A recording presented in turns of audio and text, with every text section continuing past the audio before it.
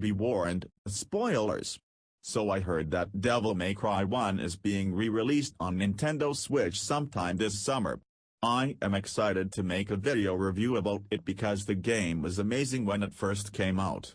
Actually, I played it on PS2 around few years after the release, but I loved the game. Devil May Cry was created by Capcom Video Game Company in 2001 and it was originally intended to be a sequel in Resident Evil series.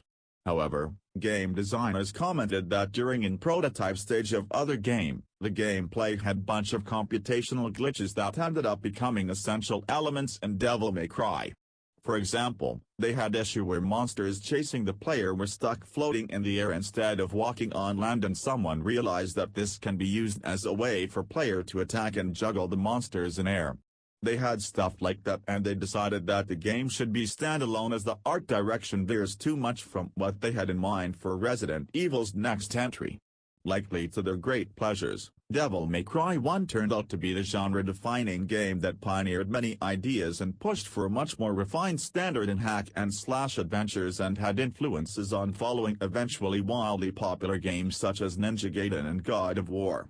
In the game, you play as Dante, who is a sort of sword-wielding bounty hunter and has an attitude which strongly contrasts with the gothic atmosphere and some bit of horror elements found in the game, which are clearly inspired by past Resident Evil games.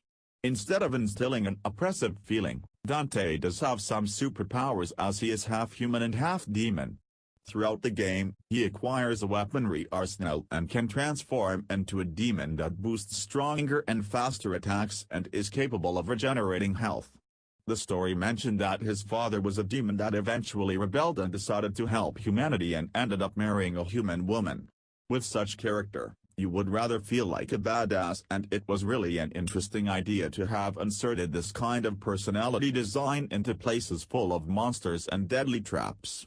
What makes the game that caused the prominent media spotlight and numerous raving reviews upon its release on the day? Very well-designed enemies, beautifully crafted environments, very engaging gameplay, and the story is cheesy in a good way. In beginning, you're met by a scantily clad woman who brings you to the castle and hope that you can defeat the Underworld King. Then you traverse across huge castle's numerous hallways and corners. You encounter a really neat variety of environments, albeit mostly bleak-looking, and that sometimes there is a sense of dread from constant isolation.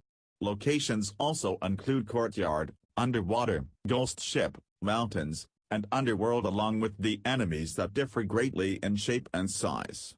You have puppets, spiders, shadowy dogs, grim reapers, and bunch of often intimidating larger bosses. I loved how many of them have particular weaknesses that can make them otherwise very difficult to deal with. Before Dark Souls, Devil May Cry was famed for its high difficulty. But it wasn't cheap kind of difficulty. It was hard but fair difficulty. Many combats and levels can be strategized and exploited. The learning curve is high since it takes practice to study enemies' attack patterns and knowing which weaponry is most effective. But over time, it will become easier.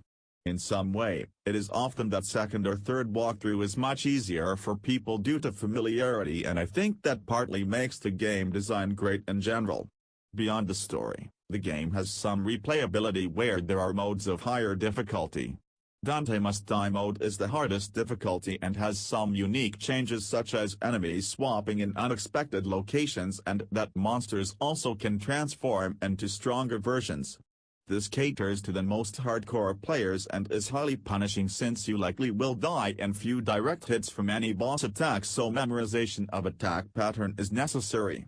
Even though it is likely a small percent of consumers who bought this game had beaten Dante Must Die, it has earned the reputation for being enjoyable despite its difficulty, and the success is evident considering that it had sold in millions of units and spawned a number of sequels including current Devil May Cry 5.